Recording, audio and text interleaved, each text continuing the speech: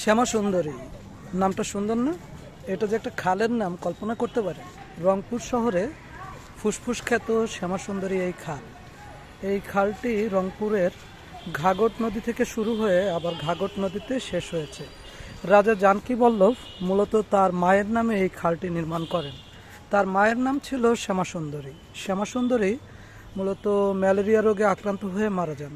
তখন রাজা জানকী বল্লভ ম্যালেরিয়ার মশা কমানোর জন্য এই শহরকে কেন্দ্র করে এই শ্যামা সুন্দরী খালটি স্থাপন করেন বা নির্মাণ করেন। এই খালটি শহরের চারিদিকে ঘিরে আছে এবং এই খালটি দেখতে সত্যিই মনোমুগ্ধকর। খালের পাশ দিয়ে এরকম একটা ওয়াকওয়ে তৈরি করেছে বর্তমান সিটি কর্পোরেশন এবং এখানে কিছু বসার জায়গা আছে। সন্ধ্যাবেলায় এখানে আড্ডা দেওয়ার জন্য খুবই সুন্দর একটা জায়গা। তো এখানে এসে সত্যিই আমার খুব ভালো লেগেছে। রংপুর শহরে যে সৌন্দর্য বা যে নিস্তব্ধতা, সেটা আপনি এখানে আসলে টের পাবেন। এর পাশেই আছে কেরামতিয়া মসজিদ। কেরামতিয়া মসজিদেরও অনেক ইতিহাস আছে। একটি ঐতিহাসিক মসজিদ এই কেরামতিয়া মসজিদ। মুঘল সাম্রাজ্যের সময় এই মসজিদ স্থাপন করা হয়। এই মসজিদ নিয়ে হয়তো আমি আলাদা একটা ভিডিও বানাতে পারি, বাট আমি এখন আপনাদেরকে ঘুরে ঘুরে দেখাবো।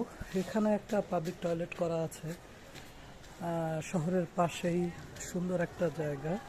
আমি একটু হেঁটে হেঁটে দেখাবো আপনাদেরকে।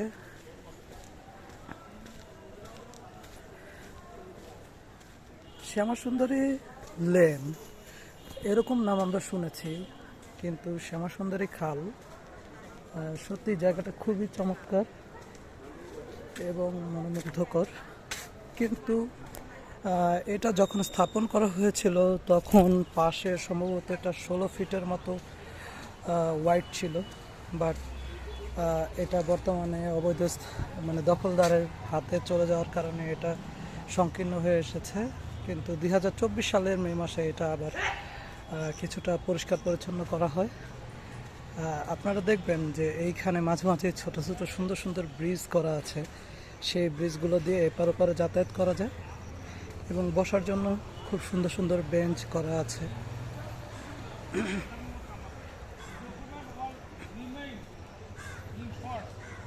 হোক, রংপুরে যদি কেউ বেড়াতে আসেন তাহলে এই শ্যামা সুন্দরী যে খাল, এই খালের পাশে কিন্তু একটু অবশ্যই ঘুরে যাবেন।